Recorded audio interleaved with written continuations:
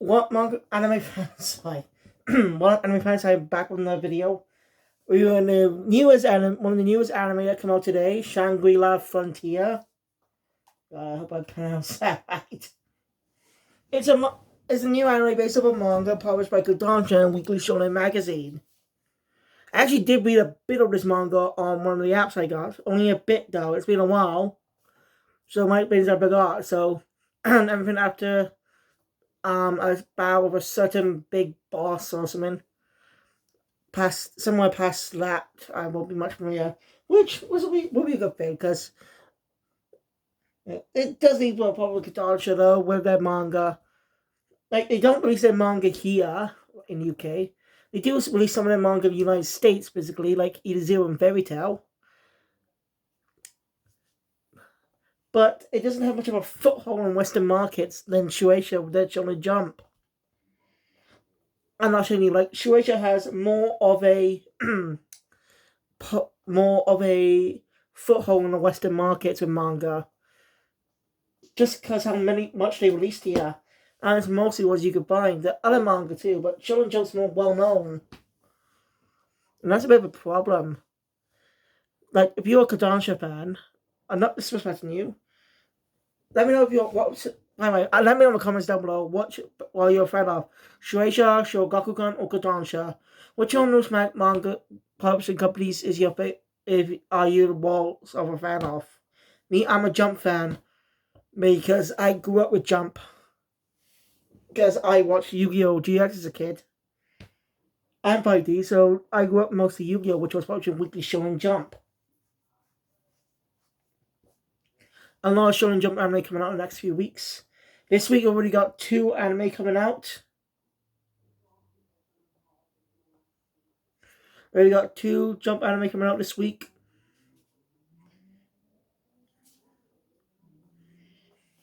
And today we also got another Jump anime, Run Kamanohashi, sorry. It's hard to remember. Which I'll be watching as soon as I'm done with this video. So yeah, Jump's gonna have more of a big foothold on anime releasing in the weeks. Because this week Shueisha's got Undead Unlock releasing this Thursday. And Spy Family Season 2 releasing this Friday. Yep, they're releasing this week, guys. I plan to rewatch Season 1 as soon as possible. Do a review on it before Season 2 comes out on Friday. So yeah, I get someone to review on Friday again. Whoop whoop! And now I got 3 days review on Thursday. Also, Kodansha has released another anime adaptation of one of their manga today. MF Ghost it's called, but the reason I'm not watching that because I read online it's a sequel to an old manga publishing Kodansha, publishing Weekly Shonen Magazine, Initial D, which is also on Crunchyroll, but that would take too long to watch, so I could just watch that. So, yeah, I'm sorry I won't be able to watch the newest anime. I am trying to watch more anime from other publishing companies, that interest me and stuff. That's why I've done. This is my first weekly Kodansha manga anime review. Because I mainly watch Shonen Jump anime these days, but seriously, like, enough chattering. Let's get this video because I really enjoyed this episode. I'm really looking forward to see what this anime has more. So, because this episode, it just got me thinking about something what could actually work. So let's get into this review. So the story opens up in an unexpected way. With the feat of a demon. This is the type of hero's quest story. Defeating the demon lord and stuff, blah blah blah. A protagonist is when a he's wearing a underpants, boxer shorts. He's wearing boxer shorts and a wrestler mask, a luchador type mask in a specific way.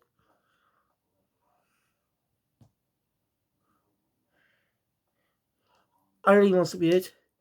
The protagonist suddenly goes up and jumps in the air, kicks the female. a female character that's supposed to be alone in the story. That's supposed to be alone in the story. Basically, sometimes frustrations. As introduced to our protagonist, Rakuro. Yeah, his name's gonna be hard for me to remember. I'm sorry. But I might forget his name in a couple of weeks, so I apologize if I do that. I think it's only might have 12 episodes in the first season, or 25. I don't know. Who knows? Who knows? Anyway. So yeah, also, it's actually been quite a week since Aikashi Triangle ended its final episode of the season. Yeah, it's been like a week, guys. Hard to believe it. It's kind of weird now.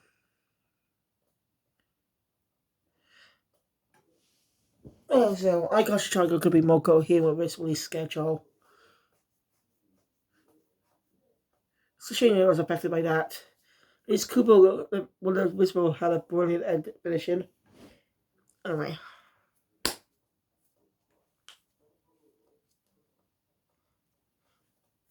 We can open it. It's alright. Not memorable right away, but it may grow me in the future. Like I say, when it comes to opening, if I don't find it catchy immediately, it could either I don't like it. If it doesn't, if I don't remember, I might not like it much, or it will grow on me as time passes. Similar with the Beyblade Burst English dub opening. Yes, it's true. I didn't like the English dub opening at first, but it grew on me as time passed. I wish Netflix stopped releasing the seasons half the episodes. Yeah, go on Netflix right now and you find Beyblade Burst Surge. Like, you find 3 Beyblade Burst seasons, only half the episodes. They have a lot more episodes, yet Netflix only has half of them on 26. You only have a lot more episodes than that. That's a problem. I don't even know season 2. I'm sorry. Pinch myself so I don't go off track again, but that's a habit. So,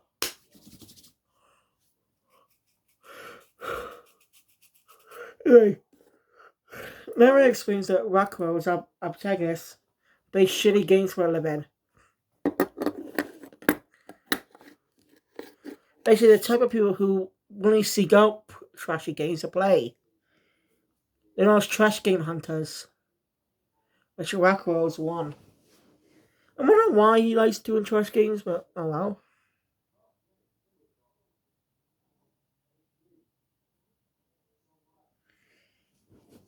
Now he gets ready for school. He's a second year high school student. He's basically just a normal guy. Likes trashy games. He has friends and stuff. His mum likes to collect butterflies or something. A butterfly collection, and they're alive? Oh, don't ask me. Guys, it's gonna be weird. It's an anime, of course. It's basically a manga, so they had to have some weird elements to make, for fun moments. All right. Recently, Whoopi Goldberg, well-known actress, commented on the live-action One Piece, saying she thought it was amazing, but she made a mistake of what she called the manga a graphic novel. That is not true. Okay, mangas are like comics, but they're not more comics in Japan. Graphic novels are a type of comics, yes, more figure art. But manga is more regular comic style, but reverse. So I don't like it when someone first. I know she does not know not much familiar with that stuff. Understandable, but she can at least try to say a little better, in my opinion. Because a manga is not a graphic novel. She only tells mature stories, but so the comics. It's silly. I don't know, novels are just supposed to be dark, gritty, or something. I'm not much familiar with graphic novels, okay? Sorry.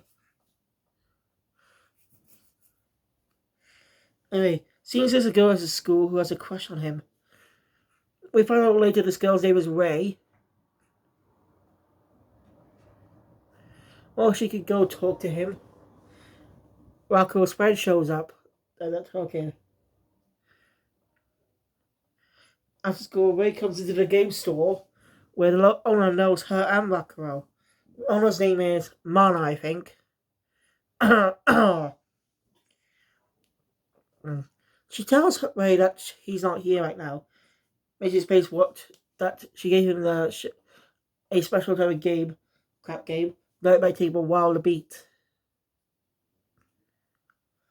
There's a lot of pieces of stuff. Anyway, Rocco shows up and Ray goes hide because she's a shy type. Ron is a little spicy man to beat it so quickly.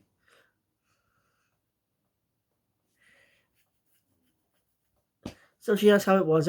He said it was complete trash with a smile on his face. And he explains the fault with the female lead character that the player is supposed to escort with, party member and stuff. It's completely much of a pain in the ass. And what we see, we agree with what he did early on, where he kicked her in the face. Basically, she hinders the party, makes a lot of crappy mistakes. Sure, people make mistakes, but she doesn't apologize for her mistakes. She blames it on the Blade Demon Lord. Even though it was her fault. It's annoying. And another annoying thing is when she's mad, you can't progress the story, and you also only goes to that part. And it takes about 3 hours to get her in a good mood.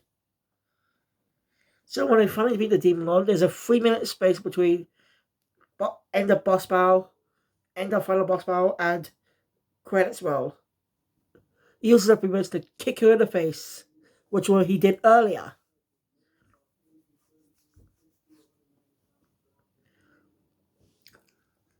Anyway, he doesn't know what to play now. To play that shit is that game.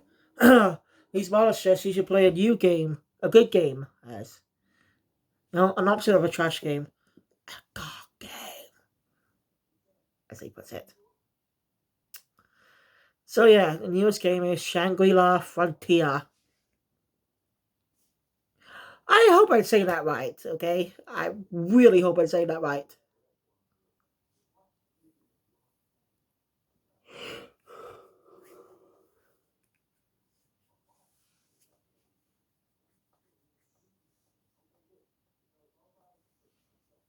Um.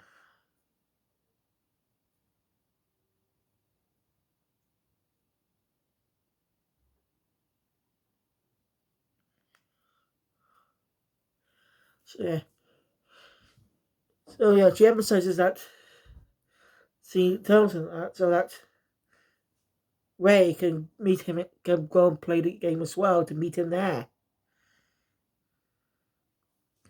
But so she might be one of the main characters that's in the opening in the game. I'm not sure. Again, I've not fully read the manga, as I said. I only read a bit of it. I only got to the soul part of the story. So, wasn't that far.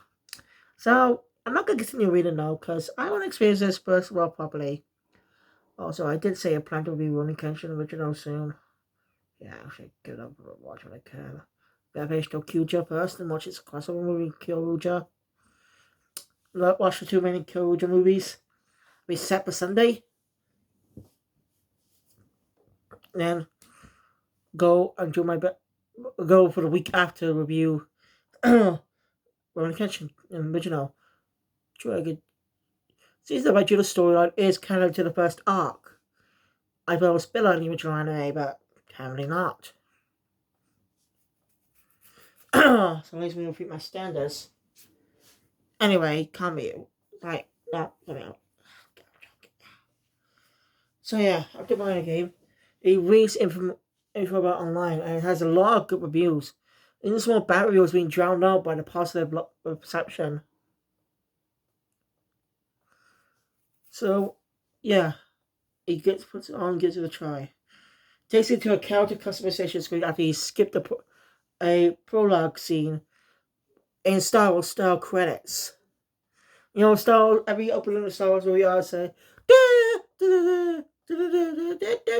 ah, I can't do it. I fucking can't do it. You know what I mean? Like, if you're a Star Wars fan, you know what I'm talking about. Even if not, you know what I'm talking about. Those rolling the credits bin. You see where it describes the events of the movie, what happened before the start. It's one unique aspect of Star Wars.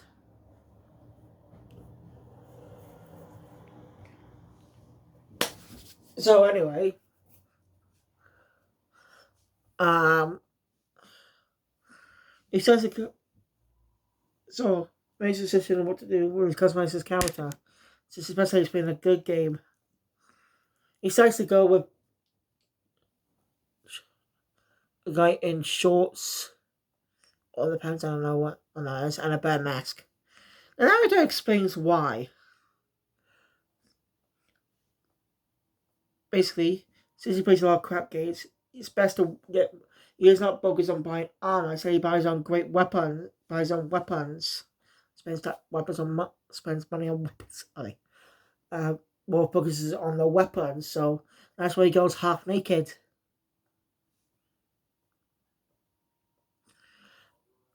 And the mask is to hide his face, so he won't be that bad. So people won't know he's wearing half naked. Also, we know it's him specifically. You get what I mean? He doesn't want them to see his face. I would say. I'll explain my theory of why this type of idea can work in a battle shonen, because I'll explain my reasons later on. So, yeah, he enters the game world. He's a little far from the town. That's because the type of thing he chose, basically. I'm not going to explain much of the detail, just go watch the episode more detail, okay? So, after that, he tests out, he has full control. Knowing the crap game, he's not exactly good. He can't exactly move properly because of bugs and stuff. So, yeah. And he's tagged up by his first enemy, a goblin. He's tested out by fighting. Easy defeats. It drops an axe, but it seems might not be probably won't be used soon after not that many hits. Still, he's enjoying this game. Then he's attacked by a squirrel. That squirrel. A rabbit. Now, I think this might have been a mistake by the animation team. See, when this rabbit first appears, he has like normal looking type of eyes, like he's a sentient character that talks, you know, and the typical white hardy eyes with pupils red. But not a few seconds later, though, in another shot, he has fully red eyes with a black pupil. So that's why I say it might be a mistake, because those types of eyes are given to characters that give to animal characters that are not exactly the speaking type. You know, most of they're just to be, as monster fighting for monster anime. It's the ones with regular type of eyes is ones that are alive and more of a specific notes of a story in a way, if you get what I mean. So it's a tough little bastard, but in the end, Rakuro defeats it. In Johnny Adams. Yeah. And it's, as I said, its spawn rate is terrible. So he heads to the nearest village. Since he's close by to it, and he's far away from the village with the glass. And he gets his first boss battle of a giant snake. As the episode ends there. And so after the credits done, because the credits were playing during that scene, by the way, we get a small post-credit scene of some guy in big white suit of armor waiting by an exit. I don't think this was in the manga at the time when I remember reading it at the time. I'm not sure. It's been a while, so feel free to correct me. And Kodansha really has a lot of things to do with sorting out the app. People like Shueisha and Riz, they only say manga read have a payment subscription service to read their manga for free, and if you enjoy it, they could actually give you releases. It allows you to read your favorite manga for the first time, and you get paid. They get paid for it. But no, they go for a Marvel route. Yes, they went the Marvel route. I'm hired to buy each manga to read. That's stupid. That's why the K manga app is not liked. Anyway, so we get a theatre segment, which isn't really that colorful anime. What only one I could pick of was Petite Clover from Black Clover. TV segments with comedic scenes based on a specific scene of the episode, also random thing. I think that's how it's going to go forward because, Ray appears to do two. We get two gags, one from Ray about the credits. Second is for that elf character, showing us the same scenes again, but a little more expanded on some more dialogue. It seems that parts that one didn't have dialogue, but there's no preview of this series, so yeah, sad. I like previews, but oh well. But yeah, this was a good anime in my opinion. I highly recommend you give it a watch. It's on Crunchyroll now, so I shall go buy premium subscription. It's good. It's good. Okay, go give it a watch. If you're a fan of Katancha, I suggest you give it a read. Watch. Oh, that reminds me. What I wanted to talk about earlier was a little thing I kept on about in watching the episode. About how a game-themed battle shonen can work. Like, so online my battle shonen type of battle shonen anime. That had unique stakes for characters when it comes to death. And unique stakes in it. Like in the first part of season 1, the characters trapped in the game, and if they die in real life. Lots of accent adds some tension to the story. So when a character dies, they cannot come back. But somehow they come back. Spoiler, they somehow come back when they're dead at the end of the first arc. Oh well.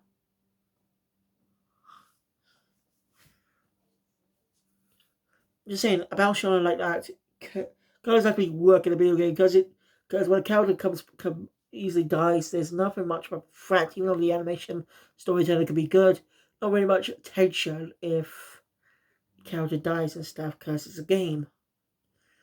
But I'm saying a Battle Shonen could work for a game if they took more inspiration from Yu-Gi-Oh! And the regular type of Battle Shonen. I mean, let's be a game of the week type of story. Each episode will be a showdown on a specific game. Using some kind of VR headset or something. And we go into the virtual world. Something like Yu-Gi-Oh! Duel Links in a way. In-universe type of thing, that is. Not real life. That way, they can do unique types of original games or based on real games if they have licensing. And that way, they can actually promote a lot of upcoming games too if they actually get some licensing rights. Like if Shueisha did it, they could work with Square Enix to promote their games, or Square could just do that with their own manga. You get what I mean? I'm just saying that's a unique idea. As just sticks to specific matches and stuff. Like Duel Monsters. Yu-Gi-Oh's card games might be tense because it's so interesting. So I've been taking inspiration from that could work for a game-themed battle shonen. Video game ass. But anyway, that's my thoughts on the episode, so thank you guys for watching. If you enjoy my content, please hit the thumbs up button. Once you want to subscribe to the channel, because you might be the only subscriber feature. Now, tomorrow I might be able to say thoughts on my Shonen Jump group. Well, not Shonen Jump group. Well, it's best I just talk about it somewhere there. Because I want to express my idea about it. So again, thank you. I'll see you guys later for round Kamanashi. Kamanohashi. That's a bit tricky one to remember. Kill Phoenix out.